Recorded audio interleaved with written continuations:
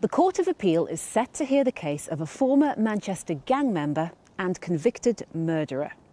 Dwaine George was jailed for 12 years when a teenager was shot dead in Milings Platting. Yo, this is the Scarcity Studios YouTube channel. Please don't forget to like, comment, share and subscribe. And our sponsors are Alpha Claims and Hire Birmingham, the leading and best accident management company. Get a replacement car anywhere in 1 hour. Operation Venetic. This is one of the operations that is responsible for arresting criminals connected to cases to do with Encrochat. Thank you to everyone that supported every single episode that we've done on Encrochat, and we've actually made a playlist now so you can get up to date with all of the latest over the past year. And thank you to the subscriber that suggested that. There's several stories we're going to feature in this episode, but the first one is actually not featured in any mainstream media. The story broke on the 26th of March when the NCA released a statement to say that 2 men have been arrested following a £1.6 million Manchester cocaine seizure. The NCA said they arrested a man called Braheem Abdullah, 38, from Cheetham Hill on Wednesday the 24th, and a 41-year-old man at Central Park Police Station, North Manchester, on Thursday. And then it says Abdullah is also known as Dwaine George from Manchester, and he was subsequently charged with conspiracy to import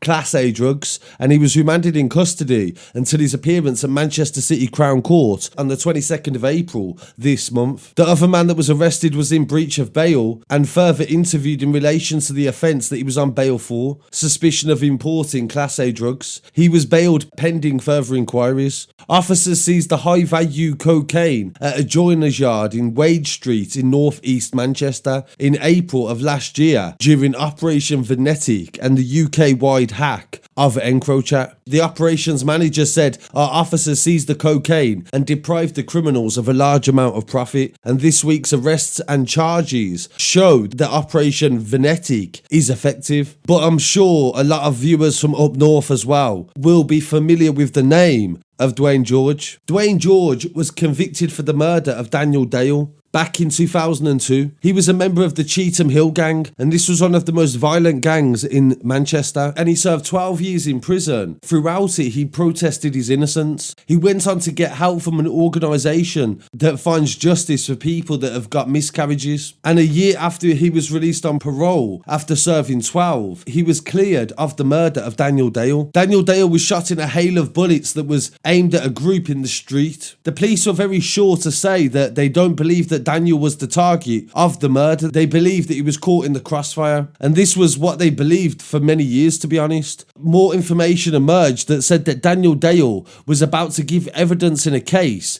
against a friend of Dwaine George in relation to the murder of another boy. And in a documentary that Dwaine took part in after his release on Inside Out, a documentary series, he actually reenacted the moment when he met Daniel Dale outside a courtroom in relation to the previous case. They didn't mention the fact that they had known each other previous. Daniel Dale was giving evidence against his friend, which he actually didn't need to do due to the fact that the suspect actually pled guilty not long after. I thought it was strange that he did a documentary after the case where he said that he did meet Daniel beforehand. Daniel Dale was killed in Milings Platting Manchester, and Dwaine George denied all involvement in the case, and he had his case looked at by Cardiff University law students, and they got a successful appeal. He was convicted on the basis of gunshot residue that was found in his coat in his home. He appealed against the conviction in 2004, but failed on that occasion and was released on licence after 12 years. The victim, Mr. Dale, had never been in trouble with the police, and he was shot as he spoke to friends in 2001. He was found in an alleyway in Farnborough Road at Milings Platting, and he was due to be a witness at the Crown Court for the killing of his friend Paul Ward, who was stabbed to death in Cheetham Hill earlier in the same year. The project that won the appeal for Dwaine George was called the Innocence Project, founded by Benjamin Cardozo at a university in New York, that was to help prisoners wrongly convicted using DNA evidence. In the Court of Appeal, they argued on the grounds of a real possibility that the evidence of gunshot residue does not attract the value attributed to a case to convict. So I'm sure this is going to be a big surprise to a lot of people that are familiar with that story and how he actually overcome that story and come out and cleared his name eventually. And now he's been charged in relation to a very serious importation in the city. So we'll definitely keep you updated on anything to do with that story in the future. And in some other news in relation to Operation Venetic, 8 people have been arrested after an industrial size amphetamine production plot was uncovered. Members of the gang that were trafficking heroin and also producing amphetamines worth millions of pounds were arrested on the 10th of March this month. In relation to Operation Venetic, the National Crime Agency arrested 6 people at gunpoint across Merseyside and supported police, and the 7th person was arrested in Scotland and the 8th person was arrested in prison. Analysis of the messages acquired from Operation Venetic and an investigation into the encrypted mobile phone platform supported the investigation. Officers believed they were planning to produce large amounts of amphetamines in a location at Scotland, as well as trafficking heroin from Scotland to Merseyside.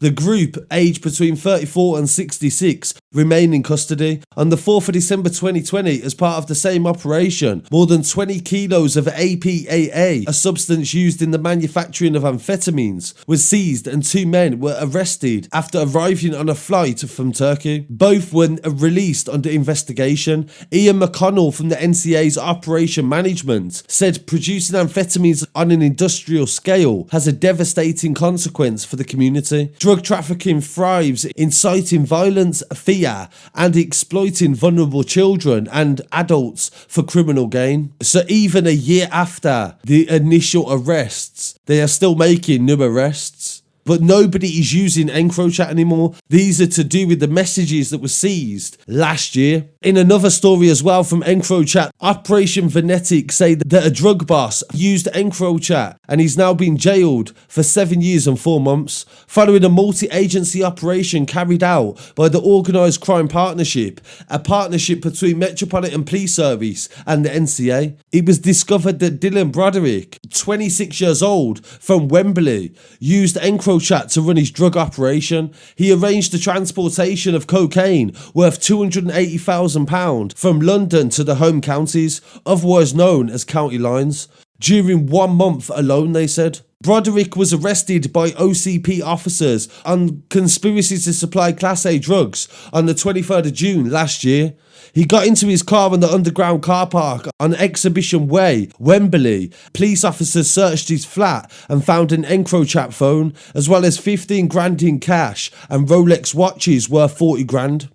Messages analysed in June as part of Operation Venetic was the UK's operation into the platform Encrochat. And they provided evidence of drug dealing operations that were immense and phenomenal on the scale, and they've actually taken down potentially hundreds of millions of pounds worth of drug operations because of this hack. No matter how much people have been pleading, and even the European Law of Human Rights has said that what they did was actually mass surveillance. By hacking Encrochat, they breached human rights, but due to the UK leaving Europe, they no longer have to abide by them rules. So this is the very latest in the series of Encrochat stories, and there will definitely be more on the way. I really appreciate you joining me. Please don't forget to like, comment, share and subscribe. Follow us online as well at Scarcity Studios, and I'll be back again very shortly with some more news. Peace.